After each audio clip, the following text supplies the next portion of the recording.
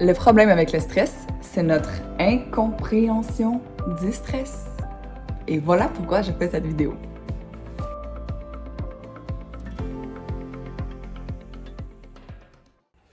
Bonjour à tous, mon nom est Charlène Lepage. Je suis kinésiologue, donc c'est un professionnel de la santé et spécialisé dans les saines habitudes de vie et le comportement actif. C'est un peu différent qu'en France, donc j'aime toujours ça le spécifier. Et j'ai orienté mes études plus précisément dans la gestion du stress et des émotions pour découvrir la motivation intrinsèque et la responsabilisation de sa santé. Bref, tout ça pour dire que j'ai un volet théorique pour une perspective du stress. Par contre, ça n'est pas tout, je suis allée chercher aussi un volet un peu plus pratico-pratique parce que j'ai aussi une formation comme étant professionnelle de la relation d'aide avec l'école Écoute ton corps, dans laquelle j'ai vraiment eu des moyens concrets pour accompagner mes clientes qui vivaient du stress parce que oui, j'avais bien beau avoir la théorie, mais je trouvais ça difficile de les accompagner dans la vie de tous les jours pour gérer leur stress. Je vais vraiment départir troubles d'anxiété généralisée, etc., qui sont des troubles que ça, on va vraiment laisser dans la cour de la santé mentale, qui est par les psychologues, psychiatres et compagnie. Là, moi, je laisse ça dans la cour des psychiatres et psychologues. Par contre, si on arrive au stress au quotidien, qu'on a de la difficulté à gérer, ben c'est là que moi je rentre en ligne de compte et c'est là que j'invite mes clientes à cheminer parce que c'est possible de sortir du mode survie pour s'épanouir à travers le stress et je dirais même grâce au stress.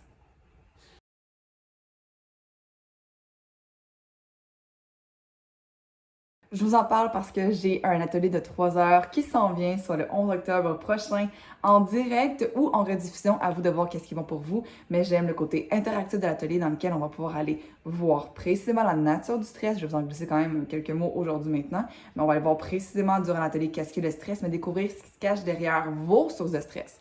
À quel point vos stress, lorsqu'on va les identifier, vont avoir des messages pour vous aider à cheminer, à vous épanouir, à vous dépasser. Parce que vous allez voir, le stress, c'est pas juste négatif. En fait, c'est naturel, le stress. C'est une réaction physiologique du corps lorsque notre cerveau perçoit une menace. Il y a différents types de menaces. Il y a la menace qui est absolue. Une menace absolue, c'est un danger qui va créer une source de stress chez tout le monde pour nous permettre de nous protéger, soit fuir, combattre le danger et survivre, protéger notre intégrité physique, physiologique. Ça, c'est un stress absolu. Puis là, on pense au fameux mammouth. Lorsqu'il y a un mammouth qui arrive, notre corps devait réagir. Et là, quand je parle de réaction, c'est augmentation de la fréquence cardiaque, augmentation de la pression artérielle, les pupilles qui se dilatent, une transpiration pour nous permettre d'aller courir, envoyer du sang plus vers les muscles au lieu d'aller dans la digestion parce que notre corps met de l'énergie pour justement réagir. Ça, c'est entre autres quelques symptômes du fait que notre mode survie est activé pour aller combattre ou fuir un danger. Premièrement.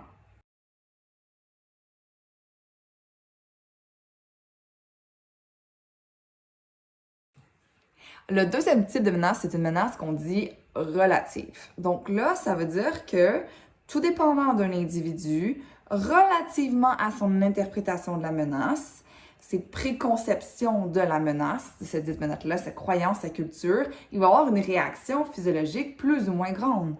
On va avoir une variabilité individuelle due à notre interprétation. Et là, ça, c'est ma source de stress préférée parce qu'on va aller voir qu'est-ce qui fait que pour une même menace, relativement, quelqu'un va avoir une réaction du stress et d'autres non.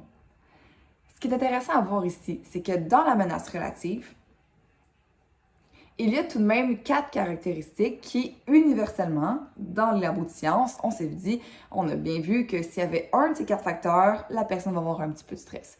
Plus il y a de facteurs, plus l'intensité est grande. Donc, si on regarde ici les 4 facteurs qu'on pourrait avoir selon l'acronyme SPIN.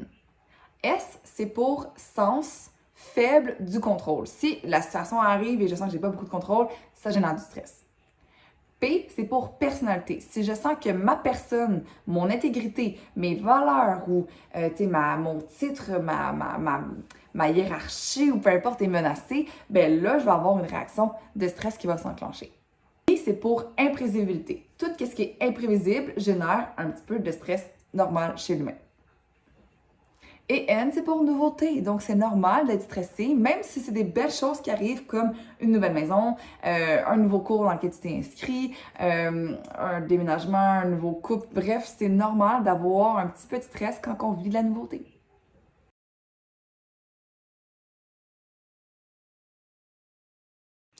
C'est pas parce que c'est un stress relatif que c'est nocif et voire indésirable. Au contraire, il faut vraiment qu'on redonne à César ce qui revient à César. Le stress a beaucoup de points positifs. On parle de le stress, même, c'est un petit mot cute pour dire le côté positif du stress. Par exemple, s'il y a de la nouveauté, de l'imprévisibilité, puis hey, je voudrais performer pour avoir, je sais pas, si je dois avoir une augmentation de salaire, et là, je veux me dépasser dans une présentation orale de je sais pas quoi de statistique. Donc là, vu que je suis un petit peu stressée, je veux un titre, c'est nouveau parce que j'ai jamais présenté, ça va me générer du stress, mais c'est pas négatif. Faut arrêter d'avoir peur du stress. Le stress est une cascade qui va nous permettre d'avoir des points intéressants comme, j'ai parlé de la sudation, les pupilles et tout ça, oui, mais il y a aussi des facultés intellectuelles qui vont s'éveiller. On pense que l'excitation, c'est nécessairement de l'anxiété, mais c'est pas vrai. On peut avoir un éveil des sens, une capacité d'attention qui est un petit peu là, comme dans le temps du mammouth, là, quand il fallait repérer les dangers. Ben là, maintenant, on va avoir une capacité d'attention quand on va se préparer à cette fameuse présentation orale-là. On va pouvoir mettre beaucoup d'énergie parce que le stress mobilise de l'énergie, ça nous donne de l'énergie temporairement pour pouvoir aller nous préparer, faire notre présentation orale et finalement exceller. Bref, le stress nous permet d'avoir des facultés éveillées qui nous permettent de nous dépasser, d'avoir des bonnes capacités d'attention, de concentration, voire même d'obsession parfois là, pour vraiment bien se préparer et finalement atteindre un dépassement de soi.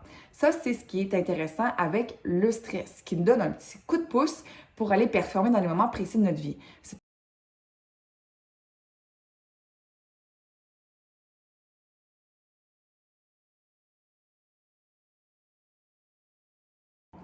À l'opposé de le stress, il y a la détresse. On peut voir un espèce de graphique en U inversé dans lequel, sur la base des X, votre axe des X si vous en souvenez, mais plus il va y avoir une intensité de cortisol, qui est l'hormone du stress, entre autres avec l'adrénaline, plus il va y avoir une perception des menaces, donc plus il va y avoir de stress, plus il va y avoir de réactions, de sécrétion d'hormones de stress, et plus l'hormone va être sécrétée longtemps, donc en durée et en concentration, plus, ben, à un moment donné, on va sortir de le stress, on passe d'un état comme inactif à un état d'éveil, excité, tout ça, mais finalement, avec le temps, avec l'intensité ou avec la durée, on va passer de le stress à finalement la détresse. Et là, tous les points positifs que le stress peut nous apporter, ben on les perd. On les perd parce que non seulement on va être encore focus sur notre source de stress, mais si ça devient toujours le cas, on peut en faire de l'insomnie, on peut justement devenir avoir des idées obsessionnelles, des pensées obsessionnelles qui finalement nous empêchent d'être bien au quotidien. On peut même avoir des pertes de mémoire et c'est quand on vit un gros stress, qu'est-ce qui arrive? Le tract, blanc de mémoire total, on ne sait plus quoi faire, on est déstabilisé. Donc, c'est pas nécessairement une bonne chose lorsque le stress est en trop grande quantité ou sur une trop grande période de temps. Là, on parle bien sûr du stress chronique qui va juste épuiser nos ressources parce qu'il y a vraiment trois phases au stress. Alors, il y a la phase d'alarme où est-ce qu'on détecte une menace, qu'elle soit absolue ou relative, c'est la même chose. Le corps détecte une menace, va s'enclencher une phase une cascade pour nous permettre de réagir, mobiliser nos ressources. Si on n'arrive pas à gérer, à résoudre la situation, passer au travers si l'événement est ponctuel, puis finalement, ben, ça continue, il va y avoir une phase de résistance. Notre corps va essayer de nous faire résister à toute cette intensité-là pendant que je sais pas c'est quoi le danger, mais la menace est comme tout le temps là, fait que là on va résister, on va résister, on va résister. Puis à un moment donné, il va y avoir la phase d'épuisement qui va suivre celle de la résistance. On ne peut pas résister très longtemps à un stress qui est chronique. Parce que le cortisol dans le corps, un moment donné, à force de sécréter, notre corps va s'épuiser. On peut pas toujours être en état d'alerte. On peut pas être pendant des semaines en état d'éveil concentré. C'est un boost. Le stress est un boost pour nous permettre de performer dans les moments clés. Mais ça peut pas être un mode de vie. Si ça devient un mode de vie, malheureusement, on va tomber dans la résistance qui va bien sûr tomber finalement dans l'épuisement. Et là, on va voir apparaître un affaiblissement du système immunitaire qui va nous rendre vulnérables à toutes sortes de malaises et maladies. Et il y en a quelques-uns ici que je peux citer, mais non seulement dans le corps physique, mais aussi au niveau du plan psychologique. C'est la dépression, le burn-out, c'est vraiment des conséquences claires qui viennent d'un épuisement, qui peuvent venir d'un épuisement du système nerveux dû finalement à une suractivation du stress chronique.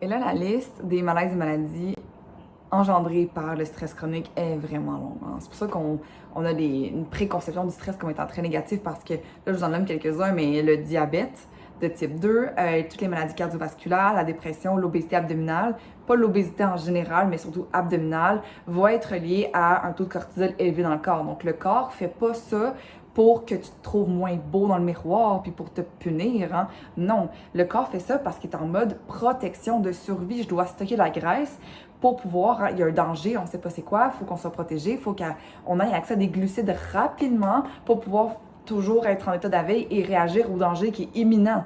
Parce que c'est ça le stress chronique. Hein? Il y a toujours un espèce de mammouth qui nous guette puis on est toujours en mode alerte. C'est pour ça qu'on a tendance à vouloir manger des éléments sucrés, hein, des hydrocarbones qui se consomment vite pour nous donner de l'énergie très rapidement. Ça, c'est du sucre ou des pâtes, par exemple. Donc, il va nous donner vraiment de l'énergie rapide pour réagir vite et on va stocker au niveau abdominal parce que c'est là que c'est plus facile pour le corps d'aller défaire les graisses.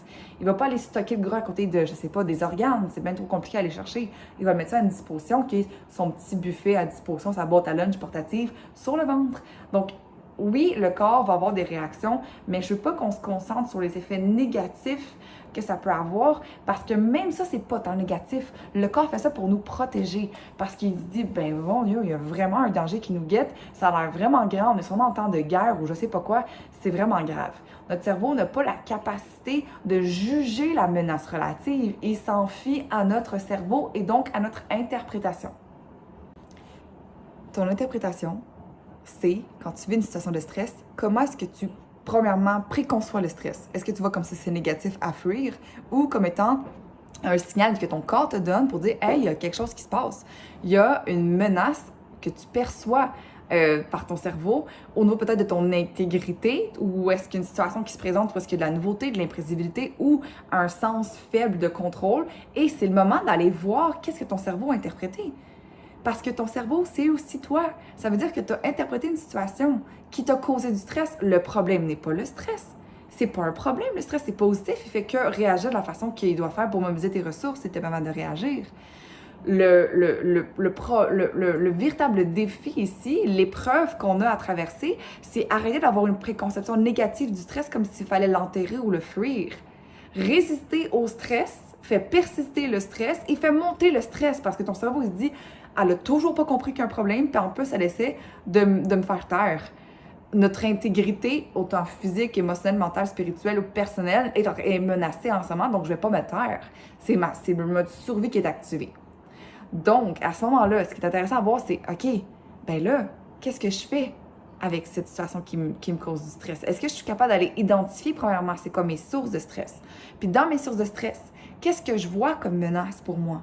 Puis derrière mes menaces, on va se rendre compte que, ben, il y a des peurs. Parce que tout le système est conçu du stress basé sur une perception de menace qui est enclenchée par la peur. T'as peur de quoi? Tu peux pas éliminer ton stress si t'es pas capable de l'identifier. T'as peur de quoi? Puis tes peurs vont être là pour te partager des besoins qui sont pas comblés, des limites que t'as pas encore posées, des menaces par rapport à ta santé, ton bien-être, autant physique, physiologique, émotionnel, mental, relationnel, peu importe. C'est de là toute la puissance, la bienveillance du stress. L'épreuve, le défi, c'est notre mauvaise conception, puis on pense que le stress est à fuir. T'es pas une moins bonne personne parce que t'es stressé. Le stress est positif, on veut le garder, c'est pour ta survie et même c'est pour ton épanouissement. Tu en as besoin pour t'épanouir. Mais profites-en donc pour aller plonger pour voir qu'est-ce que le stress t'apporte. C'est quoi le message de ton stress? Quelle est ta source de stress? C'est quoi tes peurs? C'est quoi tes défis? C'est quoi tes besoins? C'est quoi tes limites? On peut utiliser le stress comme étant un tremplin d'épanouissement de soi, hein, pour se connaître soi-même, mais aussi construire et créer et cultiver des relations qui sont vraies, qui sont vulnérables et qui sont sécurisantes. On a besoin d'un soutien social. On est encore des mammifères qui ont besoin d'avoir un troupeau autour de nous de relations, un soutien social qui est fort. Ben, ton stress te permet d'aller identifier quand ton soutien social est menacé, quand tu sens pas que tu as ton troupeau avec toi. Et donc, à ce moment-là, ça va te dire, est-ce que je suis capable de m'exprimer dans cette relation-là? Fait que si tu vis du stress à cause de, je sais pas, un chum de gars dans la chambre d'hockey qui a dit quelque chose qui t'a déstabilisé, ben c'est normal. Si tu vis du stress parce que, j'en reviens avec mon exemple de une de mes clientes qui me disait, je suis stressée parce que j'ai peur que mon chum me laisse, ben c'est normal que ça te stresse. Elle dit, ouais, mais finalement, je vais pas mourir. Mais ton ego, d'une quelque sorte, il y a quelque chose qui a peur. Est-ce qu'on peut aller l'identifier? Puis à ce moment-là, est-ce qu'on peut utiliser ton stress, pas juste pour faire comme, eh non, je vais faire de l'évitement, mais plonger dans la situation, puis ouvrir la conversation avec ton conjoint, puis vous en discuter, pour que vous évoluez à travers ça. Le stress est de l'énergie qui nous est donnée pour progresser, nous dépasser, je vous rappelle. Bien, utilisons-le. S'en priver, ce serait tomber dans la phase de résistance qui va nous amener à l'épuisement de toute façon.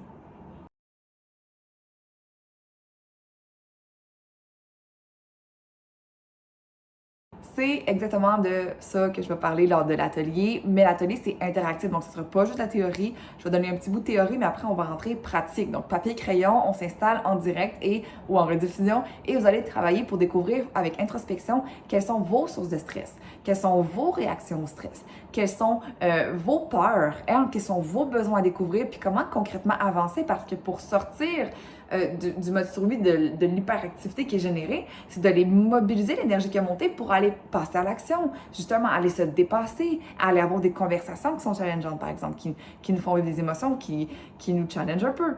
Donc, le stress est là pour nous. C'est de ça qu'on va parler lors de l'atelier. On va aller découvrir comment est-ce qu'on peut partir d'une situation stressante et que ça peut devenir un point d'épanouissement, un point de transformation personnelle, mais aussi relationnelle.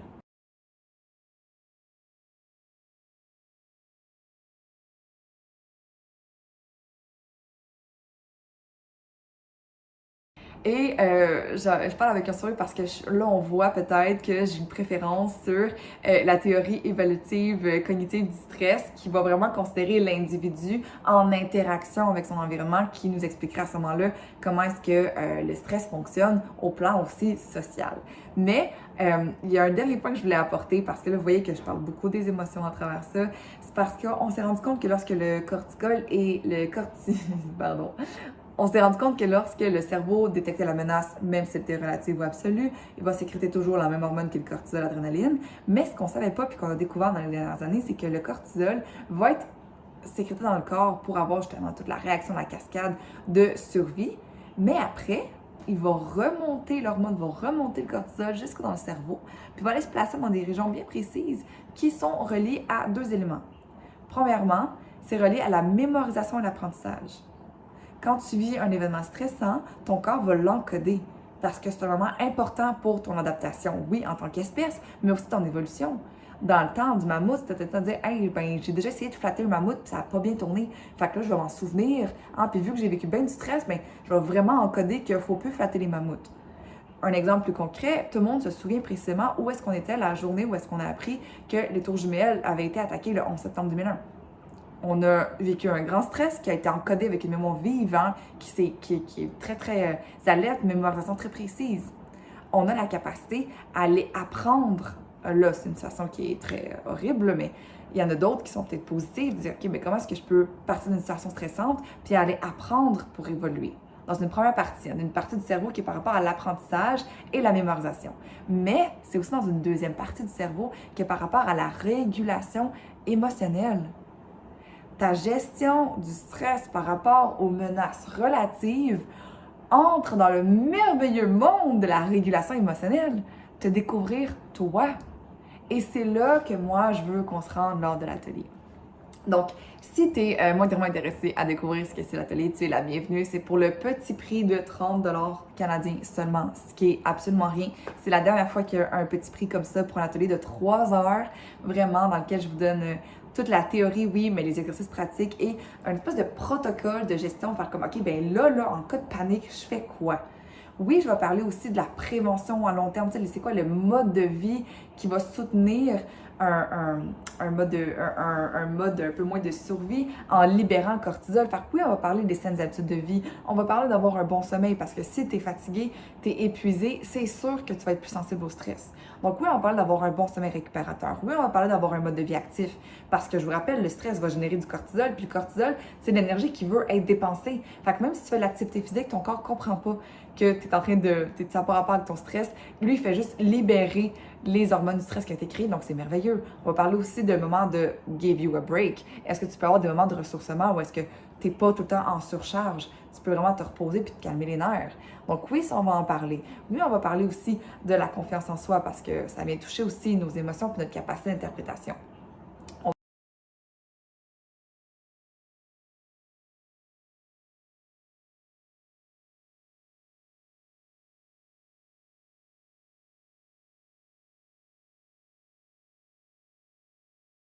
de la confiance envers l'univers, puis notre philosophie de vie, notre préconception de ce qui nous arrive, notre philosophie qui nous permet de voir, OK, mais de quelle façon j'interprète les situations qui se passent. Donc, entre autres, oui, on va parler de ces clés-là que vous connaissez peut-être, c'est la respiration, tout ça, pour calmer le système sympathique qui s'active avec la perception du stress, puis finalement retrouver un moment de calme par le parasympathique. Oui, on va en jaser. Ça, c'est plus dans la prévention. Moi, je vais en parler, oui, mais je vais surtout aller faire l'atelier sur, mais concrètement, la gestion des événements stressants qui, au-delà de la prévention, là, ça me stresse puis ça m'obsède. Comment est-ce que je fais pour, c'est quoi une espèce de protocole pour passer d'un agent stressant à aller identifier ma menace relative, découvrir c'est quoi ma peur, aller dévoiler c'est quoi mes besoins, c'est quoi mes limites, c'est quoi mes forces, c'est quoi mes faiblesses, c'est quoi mes désirs, qu'est-ce que je veux véritablement et comment les exprimer et utiliser mon stress de façon constructive et positive comme c'est. Parce que lorsqu'on comprend le stress, on se rend compte que finalement, c'est plus un problème. Voilà, je te mets le lien en commentaire si tu veux te joindre à nous pour l'atelier. Bisous!